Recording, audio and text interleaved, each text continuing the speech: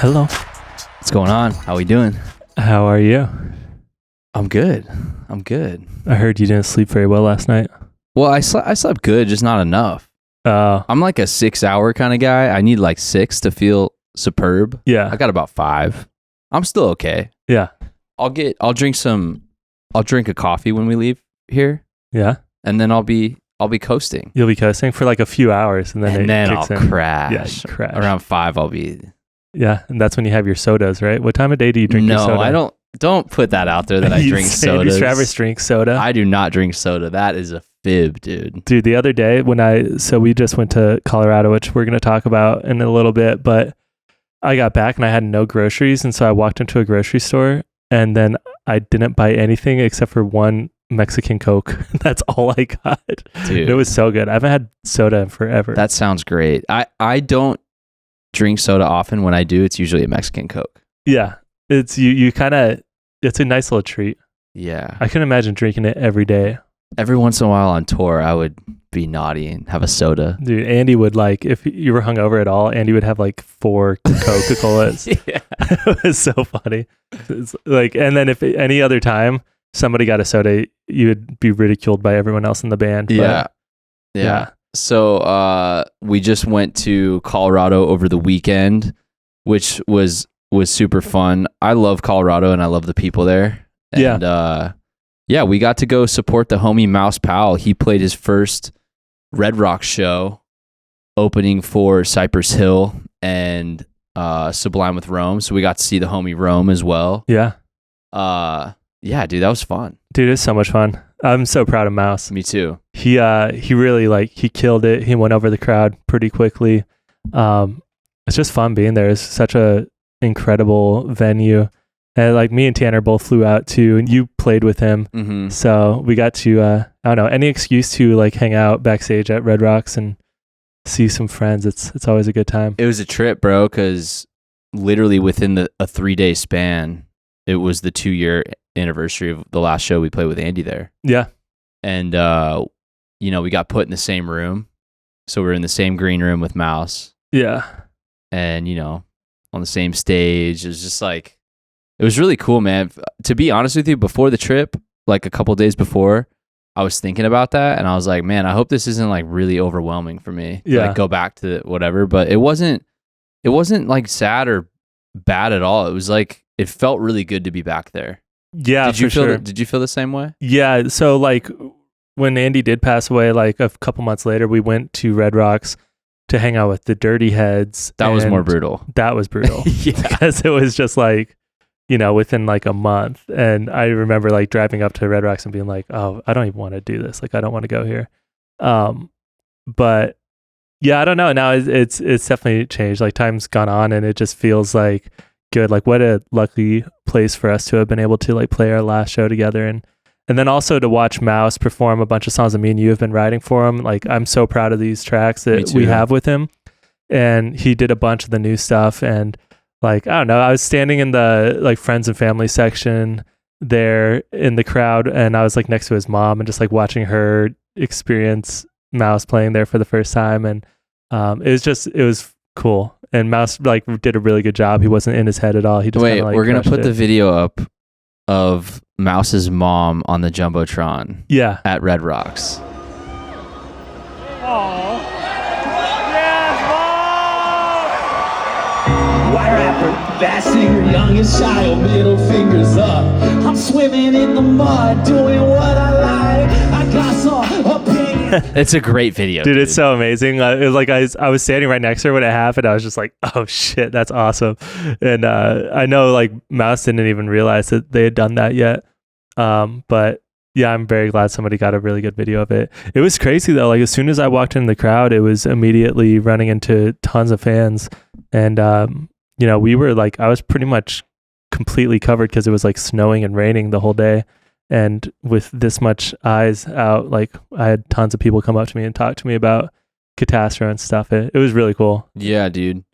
Yeah, it was a lot of Katastro shirts, a lot of people down to support, and which is crazy because we're not even playing the show. Yeah. But I think what's cool about that is in the scene, you can see, I don't know, like our homies that are photographers or videographers that are still actively like working and touring with all these other bands in our scene all the time, they'll always tell us like over the past few years, you know, they've told us like, you guys don't even know how many people out there like love Katastro and are continuously repping Katastro, still listening to Katastro.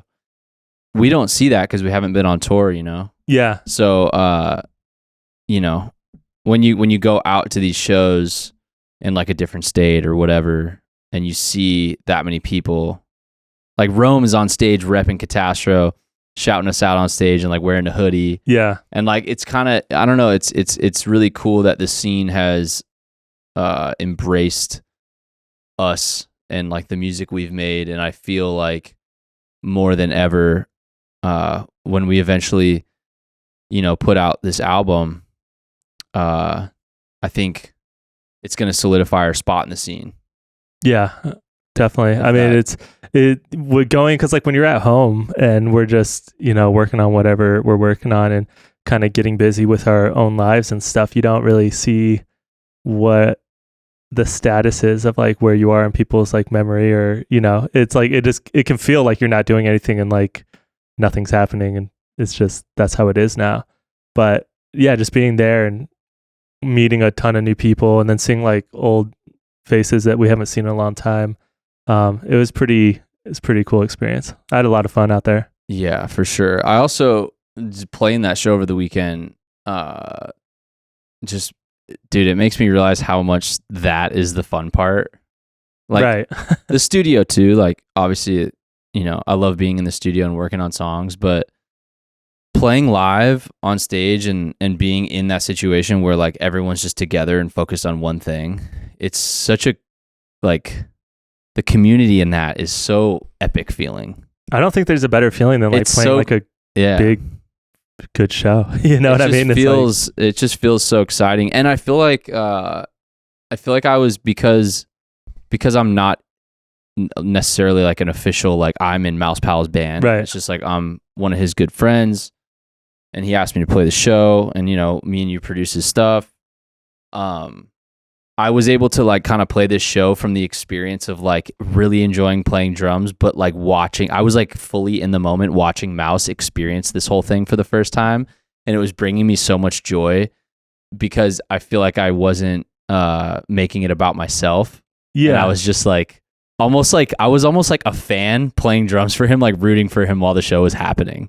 Yeah. And I was like, this is so cool, dude. When we played with, it's like, I wanted to play the Red Rock show too, but it's like, we all kind of talked about it. It's just, we should not do like full Katastro band stuff, you know, together before, you know, all this stuff that we've been working on eventually comes out. But when we played with him, I forget what show it was, might have been opening up for like Slightly Stupid or something.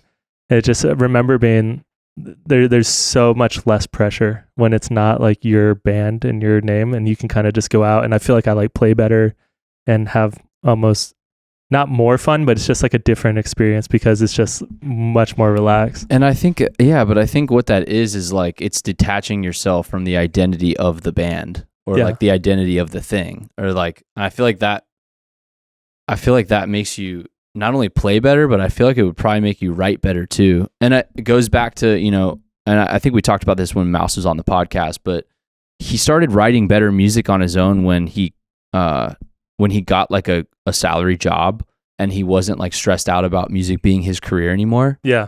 And because I think in some ways he just started writing music that was just for him. And it wasn't like, I don't know, dude. It's crazy. Like when you're attaching yourself to this thing, it's almost like hard to interact with it. Yeah, he's off the salary job now, and he's back to freaking out about making sure you have it. It's crazy because you need the pressure, but then also when you can relieve that pressure, it can like allow you to be more creative because you're not like, I need this to happen or else. You know, it's like I just need to do this for myself. So. Yeah, his album's absolutely crazy. I cannot wait for people to hear that. The show went really well too. Like the fans in Colorado were messing with Mouse. Yeah, for sure. And he had the crowd's hands up the whole time. You know, there were people in the crowd singing that knew some of the words. I saw some people that knew some words for the new stuff, which I didn't know how that was possible. Yeah. Maybe they were fans that had seen him recently on tour when he played some of the new stuff that's not out? Maybe. Or they were friends or maybe something? he's leaking. Or maybe he's leaking the new Maybe stuff. he's leaking that album. But what an incredible venue, dude. Like when we were in the green room, I was looking around at some of the photos that are on the walls. And so the first show that was ever performed at Red Rocks was in 1910. I know. That's nuts. Yeah. I mean, everybody's played there. It's like the Beatles, the Rolling Stones. Like it's really crazy when you're walking in the backstage and you see all the pictures and like the history of the place. It's just absolutely I want to incredible. know, I want to know who walked to that piece of land and like saw these two Red Rocks and they were like, you know what? We should put a fat music venue. Yeah. We need to put a huge stage right in the middle of these two rocks. Oh no, it's perfect. It's definitely like got to be, one of the best venues in the world. It's really The food is great too. yeah. That dude hooks Salmon? it. He does a good job. They had some nice salmon. It was a good time. I heard so Danny T. So pretty much all of like Astro Camp was on stage except for me. I heard Danny T got stopped by security on the way to the plane. Yeah. I have a video of it actually, I think. So Danny T gets stopped when we're going through security and the TSA agent looks at him and he goes, "Sir, sorry, I'm going to have to pat you down, Yeah, down there." on his waist, below the waist. And Danny goes, what did Danny say to him? Did he tell you about this? Yeah, he goes, it's just the problems of having a huge cock. And then the TSA agent looks at him and goes, "I wouldn't know." And then me and Danny both are the only ones that hear this. We start dying laughing and then we just walk away. And I was like, that was the most pleasant experience I've ever had with the TSA agent. That's in my so life. funny. After the show, Mouse texted me and you at like 1:30 and at 1:30 in the morning. And he's like, just left Danny at Sheba Hut. And I was like, what? And so like the next morning I woke up and I texted him, I was like, why'd you leave Danny at Sheba Hut at 1:30? And he goes, he asked me to. he wanted to be left at Sheba Hut in Denver at 1:30 in the morning. I think Gonzo was about to kill us in the van on the drive to the venue. Me and Danny started talking about conspiracy theories. We started talking about Alex Jones. A lot of good stuff came up. Yeah. And it was very funny. Dude, he's out of control. He's got to be like, if you're a TSA agent, like you're 100% stopping him. Yeah. I'm surprised his bags didn't get searched. Yeah. He definitely had something in there you're not supposed to fly with. I love Danny. He's so funny. Dude, he's hilarious. He crushes too, bro. He's good. Yeah, he is good. He's good at what he does. I had a good weekend though. I stayed an extra day and went and saw some friends. I hung out with Tanner a lot. You and Tanner hang out the day after the show? Yeah, we What'd you hung guys do? out. Well, we hung out the day of the show because he got a hotel like right next to my hotel. And so like we went and got drinks at my hotel after. And actually Fit came with us and they had like this rooftop bar and we walked into this area and we just sat down at this table and this group of like 30 Indian people like came up and we're like, oh shit, sorry, did you guys like book this out? And they're like, we don't have any more people coming.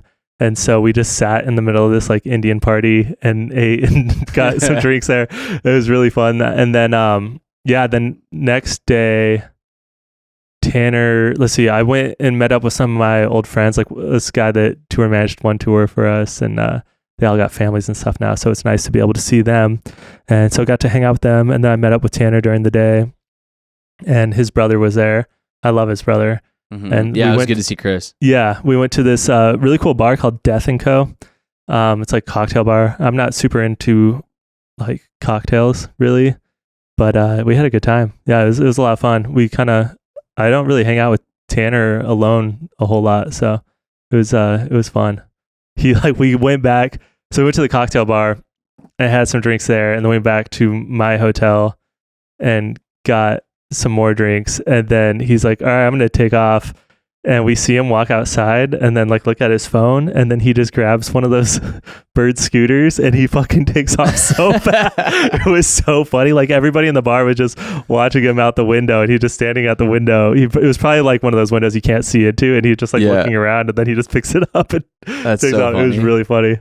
But yeah, no, and then he came with us to like, we went to the airport together the next day and stuff. So it was a good time. But I don't enjoy flying. Me either. Man, dude, when everyone stands up immediately, It's where are you going? it's just it's so rude to me.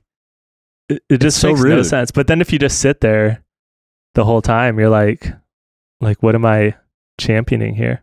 Everybody's The standing. airport is just, yeah. If Yeah, it was it up to me, sucks. I would never fly. Denver is always like super shaky flights too. Yeah. And I'm trying to like train myself to be able to sleep on a plane, but not yet. Yeah. I think I got 10 minutes in. Damn. Well, yeah, we want to make this one kind of a quicker episode. Yeah. We've been busy and we've been working on a lot of stuff, and we need to take some time here. So, we'll be gone for a little bit. It might be a couple weeks, might be 3, but we will be back. We will be back. And thank you guys for supporting the Kamp podcast. Yeah, dude. Kamp Pod, baby. Yeah. We'll be back. We'll be back. We'll see you guys soon. See you soon.